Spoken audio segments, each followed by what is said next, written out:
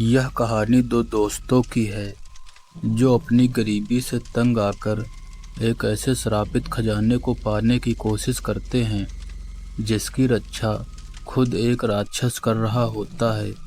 हालांकि उन्हें पता था और पुरानी मान्यताएं थी कि वह खजाना श्रापित है और जिसने भी उसे पाने की कोशिश की उसे अपनी जान गंवानी पड़ी। दोनों दोस्तों को यह महज एक अंधविश्वास लगता था जिसकी कीमत उन्हें अपनी जान देकर चुकानी पड़ी। आप सुन रहे हैं डेविल्स बुक यानी भूत प्रेत और आत्माओं की किताब। ऐसी ही डरावनी और रहस्यों से भरी कहानियाँ सुनने के लिए हमारे चैनल को सब्सक्राइब करें और नोटिफिकेशन पाने के लिए बेल आइकन दबा दें। तो चलिए चलते हैं आज की कहानी की ओर। तुम्बाड़ एक ऐसा गांव जो घने जंगलों और ऊंचे पहाड़ों के बीच सैकड़ों सालों से छिपा हुआ था। यहाँ के लोग समय के साथ पुराने रीति रिवाजों और मान्यताओं से जकड़े हुए थे। गांव के चारों ओर घने पेड़ और झाड़ियाँ थीं जो हमेशा रहस्यमयी और भयानक लगती थीं। गांव में अक्सर अजीब अजीब घटनाएं होती थीं, लेकिन किसी में इतनी हिम्मत नहीं थी कि वे इन घटनाओं का कारण जानने की कोशिश करें। गांव की गलियों में हर वक्त अजीब सा सन्नाटा छाया रहता था, मानो कोई अदृश्य शक्ति हर किसी की निगरानी कर रही हो। लोग मानते थे कि इस गांव के ऊपर एक प्राचीन श्राप था जो पीढ़ियों से चला आ रहा था। गांव से थोड़ी दूरी पर एक पहाड़ी की चोटी पर एक विशाल हवेली स्थित थी। यह हवेली सैकड़ों साल पुरानी थी और गांव वालों के लिए हमेशा से डर और रहस्य का प्रतीक रही थी। हवेली के चारों ओर घने पेड़ और ऊंची घास उगी हुई थी जो इसे और भी डरावना बनाती थी। गांव वालों के अनुसार इस हवेली में एक अमर राक्षस हस्तर का वास था। हस्तर एक प्राचीन दैत्य था जो देवी देवताओं का धिक्कारा हुआ पुत्र था। कहा जाता है कि हस्तर ने अपार धन और अन्न का लोभ किया था, लेकिन देवताओं ने उसे श्रापित कर दिया था और उसे एक अंधेरी भयानक जगह में बंद कर दिया। उसकी सजा यह थी कि वह सोने का रक्षक होगा, लेकिन उसे अन्न का एक भी दाना कभी नहीं मिलेगा। यह खजाना हवेली के गहरे तहखाने में छिपा हुआ था। हवेली के चारों ओर फैली कहानियों के मुताबिक जिसने भी उस सोने को पाने की कोशिश की वह श्रापित हो गया। हवेली के बारे में यह भी कहा जाता था कि जिसने भी उसमें प्रवेश किया वह कभी वापस नहीं लौटा। विनायक एक गरीब किसान का बेटा था। वह बचपन से ही हवेली की कहानियों को सुनता आ रहा था। उसके पिता भी हवेली के खजाने की तलाश में गए थे, लेकिन वह कभी वापस नहीं लौटे। उसके पिता की मौत के बाद उसकी माँ और दादी ने उसे हवेली से दूर रहने की चेतावनी दी थी, लेकिन गरीबी और भूख से जूझते हुए विनायक के मन में हवेली के खजाने का लालच घर कर गया। वह चाहता था कि किसी तरह से उसकी गरीबी खत्म हो जाए और वह अमीर बन जाए। हर रात जब वह भूखे पेट सोता था, उसके सपनों में हवेली का खजाना आता था। उसे लगता था कि अगर वह एक बार हवेली में जाकर खजाना पा सके तो उसकी ज़िंदगी बदल जाएगी। विनायक की माँ उसे बार बार चेतावनी देती थी, वह खजाना हमारे लिए नहीं है। उस खजाने ने तेरे पिता को हमसे छीन लिया और अगर तूने भी वही गलती की तो हम बर्बाद हो जाएंगे। लेकिन विनायक की आंखों में सोने की चमक थी। वह हर रोज हवेली के बारे में सोचता और उसके मन में केवल एक ही ख्याल आता, मैं अमीर बनूंगा। विनायक जानता था कि हवेली के अंदर अकेले जाना खतरनाक होगा। उसने अपने बचपन के दोस्त सोमनाथ को अपनी योजना में शामिल करने का फैसला किया। सोमनाथ उसकी तरह ही गरीब था, लेकिन उसने हमेशा हवेली की डरावनी कहानियों पर विश्वास किया था। वह विनायक के साथ जाने से मना करता रहा। सोमनाथ ने डरते हुए कहा, तुमने गांव के बुजुर्गों की बातें सुनी है, जो भी हवेली में गया वह कभी भी वापस नहीं लौटा। हम दोनों को अपनी जान गंवाने का शौक नहीं है। लेकिन विनायक ने उसे समझाने की कोशिश की। यह सब सिर्फ कहानियां हैं। कोई भी ऐसा खजाना छोड़कर नहीं जा सकता। हमें अपना भविष्य संवारने का यह एकमात्र मौका मिला है। सोमनाथ का डर धीरे धीरे कमजोर पड़ने लगा और अंततः उसने विनायक के साथ हवेली में जाने का फैसला कर लिया। दोनों ने तय किया कि अगली पूर्णिमा की रात, जब गांव के लोग गहरी नींद में होंगे, वे हवेली में प्रवेश करेंगे। पूर्णिमा की रात, जब चांद पूरे आकाश में चमक रहा था, विनायक और सोमनाथ चुपचाप अपने घरों से निकल पड़े। हवेली गांव से लगभग 3 मील की दूरी पर स्थित थी और वहां तक पहुंचने के लिए घने जंगल से होकर गुजरना पड़ता था। जंगल का रास्ता बेहद डरावना था। पेड़ इतने ऊंचे और घने थे कि चांद की रोशनी भी मुश्किल से धरती पर पहुंच पाती थी। दोनों के हाथों में सिर्फ एक पुरानी टॉर्च थी, जिसकी हल्की हल्की रोशनी ही उन्हें रास्ता दिखा रही थी। रास्ते में कई बार अजीब अजीब आवाज़ें सुनाई दी, जैसे कोई छिपा हुआ प्राणी उनकी हरकतों को देख रहा हो। लेकिन विनायक का मन सिर्फ खजाने पर था। कुछ देर बाद वे हवेली के पास पहुँचे। हवेली का दृश्य और भी भयानक था। विशाल काले दरवाजे, जर्जर दीवारें और उन पर उगे हुए जंगली पौधे हवेली को किसी भूतिया महल की तरह बना रहे थे। हवेली के दरवाजे पर लगे जाले और धूल देखकर ऐसा लग रहा था कि सैकड़ों सालों से वहां कोई नहीं गया था। विनायक ने बिना कोई देर किए हवेली के दरवाजे की ओर कदम बढ़ाया। दरवाजा हल्के धक्के से चरमराते हुए खुल गया। अंदर का दृश्य और भी डरावना था। चारों ओर मकड़ियों के जाले लटके हुए थे और हवा में अजीब सी ठंडक फैली हुई थी।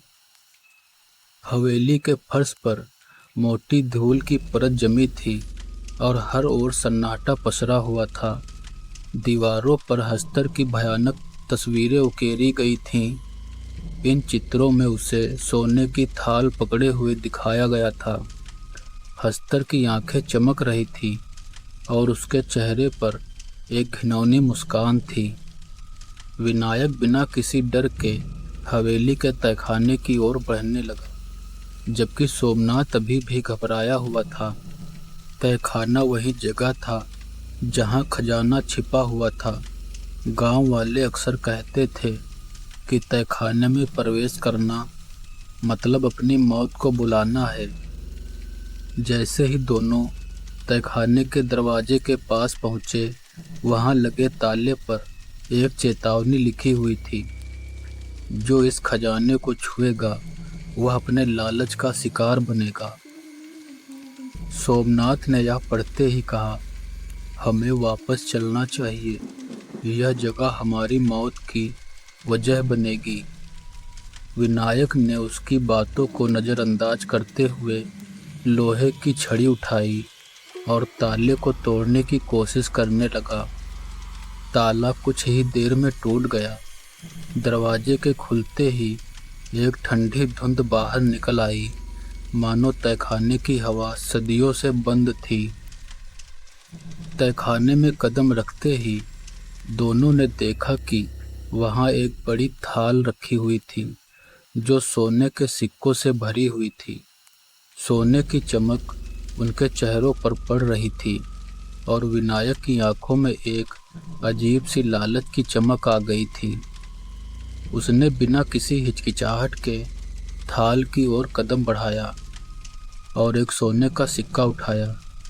उसकी आंखों में अब केवल दौलत पाने की चाहत थी।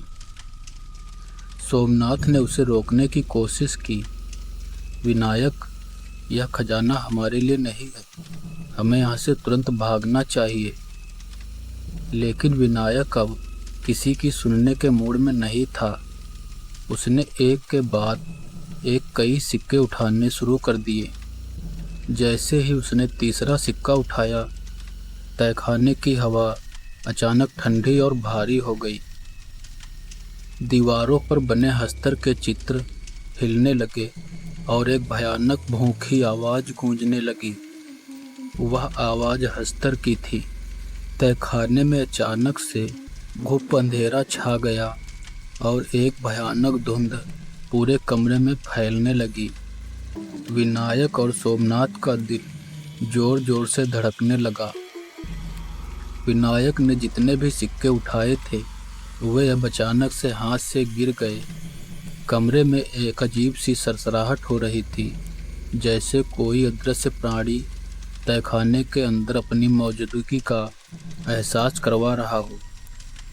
सोमनाथ की आंखें डर के मारे फटी की फटी रह गई। उसकी आंखों के सामने ही दीवारों पर बना हस्तर का चित्र सजीव होने लगा। वह दीवार से बाहर निकल रहा था। उसकी लंबी पतली उंगलियां धीरे धीरे हवा में फैल रही थीं और उसकी आंखों में भूख और क्रोध की चमक थी। हस्तर के चेहरे पर वही घिनौनी मुस्कान थी जो सदियों से श्रापित थी। विनायक, जो अभी भी खजाने की लालच में था, हिम्मत जुटाकर पीछे हटने की कोशिश कर रहा था, लेकिन अब बहुत देर हो चुकी थी। हस्तर अब पूरी तरह से जाग चुका था। उसने अपनी लंबी उंगलियों से विनायक को पकड़ लिया। उसकी पकड़ इतनी मजबूत और भयानक थी कि विनायक की चीखें तहखाने में गूंजने लगी, लेकिन वहां से भागने का कोई रास्ता नहीं था। हस्तर ने अपने तीखे पंजों से विनायक के शरीर को नोचते हुए अपने पास खींचा। उसकी लालची आंखें अब विनायक के शरीर को निगलने के लिए तैयार थी। विनायक चीख रहा था, पर उसकी चीखें धीरे धीरे बंद पड़ने लगी। हस्तर ने उसे बिना किसी दया के पूरी तरह से निगल लिया। विनायक का शरीर हवा में ही घुल गया, जैसे वह कभी था ही नहीं। सोमनाथ ने विनायक का भयानक अंत देखा और वह पूरी तरह से डर से कांपने लगा। उसने बिना सोचे समझे वहां से भागने की कोशिश की। तहखाने के दरवाजे की ओर दौड़ते हुए उसने सोने की थाल को पीछे छोड़ दिया, लेकिन हस्तर की आंखें अब उसकी ओर भी थी। सोमनाथ ने अपने जीवन में इतना भय कभी महसूस नहीं किया था।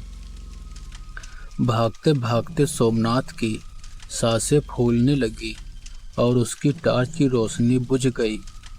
पूरा तहखाना अंधेरे में डूब गया था और हर कदम पर उसे ऐसा महसूस हो रहा था कि हस्तर उसकी ओर बढ़ रहा है। सोमनाथ किसी तरह हवेली से बाहर निकलने में कामयाब हुआ, लेकिन उसके मन और आत्मा पर हस्तर और विनायक के अंत का गहरा असर पड़ चुका था। वह दौड़ता हुआ गांव की ओर भागा। उसकी सांसें तेज हो रही थी और उसका शरीर कांप रहा था। जब वह गांव पहुंचा तो लोगों ने देखा कि वह पूरी तरह से बदहवास और घायल था। सोमनाथ ने गांव वालों को विनायक की मौत और हवेली में हुई घटनाओं के बारे में बताया, लेकिन कोई भी उसकी बातों पर यकीन नहीं कर पाया। गांव वालों ने उसे मानसिक रूप से बीमार समझा। धीरे धीरे सोमनाथ की हालत बिगड़ने लगी। वह हवेली और हस्तर के बारे में बड़बड़ाने लगा और उसकी आंखों में हमेशा डर और पागलपन की चमक रहती। कुछ ही दिनों में सोमनाथ की हालत इतनी खराब हो गई कि उसने खाना पीना छोड़ दिया। उसे हर वक्त लगता था कि हस्तर उसकी जान लेने के लिए उसके पीछे है। एक दिन सोमनाथ गांव के बाहर जंगल में मृत पाया गया। उसके चेहरे पर गहरी डरावनी अभिव्यक्ति थी, मानो मरने से पहले उसने कुछ भयानक देखा हो। गांव वालों ने इसे हस्तर का श्राप माना। सोमनाथ की मौत के बाद तुम्बाड़ के लोगों ने हवेली के पास जाने से हमेशा के लिए तौबा कर ली। गांव में यह मान्यता फैल गई कि हस्तर अब भी हवेली के तहखाने में सोने के खजाने की रखवाली कर रहा है। जिसने भी उस खजाने को पाने की कोशिश की, उसे मौत के अलावा कुछ नहीं मिला। हवेली अब भी पहाड़ी की चोटी पर खड़ी थी, अपने भीतर अनगिनत रहस्यों और श्रापों को समेटे हुए। हवा में हमेशा एक अजीब सी ठंडक और भयावता बनी रहती थी। हस्तर का नाम सुनते ही गांव के बच्चे कांप उठते थे और बड़े लोग कभी भी हवेली के आसपास जाने की हिम्मत नहीं करते थे। विनायक की लालच और सोमनाथ के अनुभव ने तुम्बाड़ के लोगों को एक गहरी सीख दी। लालच से केवल विनाश होता है। हवेली का खजाना अब भी वही था, लेकिन कोई भी उसे पाने की हिम्मत नहीं कर सका। हस्तर की भूखी आत्मा अब भी तहखाने में बैठी अपनी अगले शिकार का इंतजार कर रही थी। तो दोस्तों, यह कहानी आपको कैसी लगी? अगर कहानी पसंद आई हो तो लाइक, कमेंट और हमारे चैनल को सब्सक्राइब करें ताकि सबसे पहले हमारी कहानी आप तक पहुंच सके।